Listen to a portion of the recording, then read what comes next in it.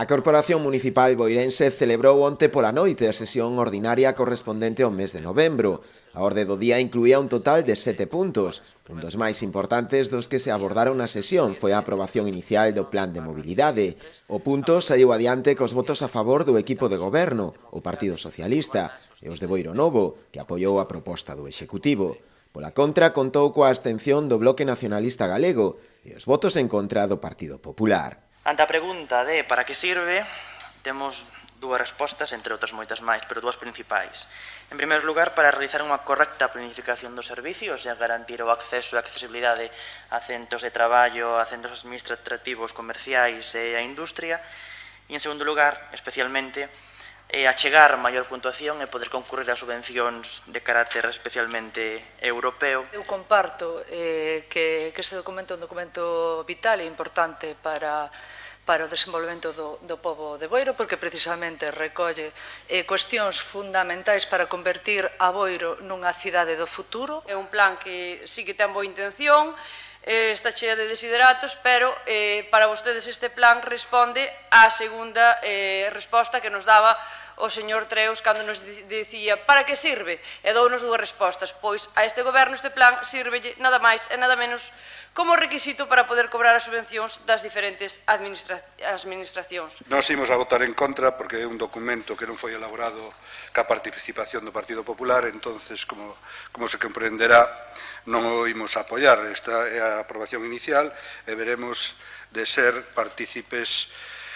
cas alegacións correspondentes, nada máis. Na sesión tamén se aprobou de xeito inicial a modificación da taxa reguladora polo servizo de cemiterios.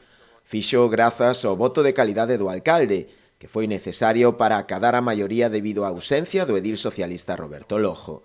A proposta do equipo de goberno atopou co rexeitamento frontal dos grupos da oposición, que non entendían a subida tan abusiva deste imposto. Unha taxa esta que a súa última modificación é de novembro do 2009, fai agora 14 anos exactamente, o que ven a indicar que está totalmente desactualizada.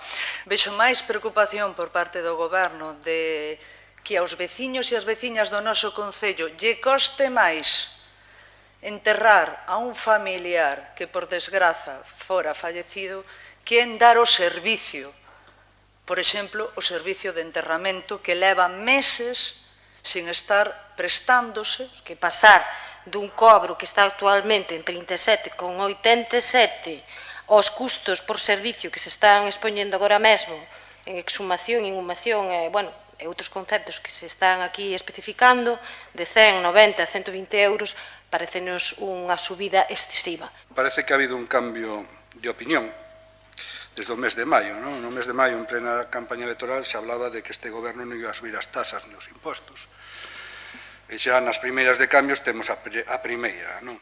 Tamén se aprobou a ordenanza municipal reguladora do estacionamento e pernocta de autocaravanas, e tratouse unha moción do Bloque Nacionalista Galego de apoio ás reivindicacións laborais dos bombeiros dos parques de Boiro e Ribeira, que finalmente saiu rexeitada, cos votos a favor únicamente dos nacionalistas e Boiro Novo, e os votos en contra do Partido Socialista e o Partido Popular.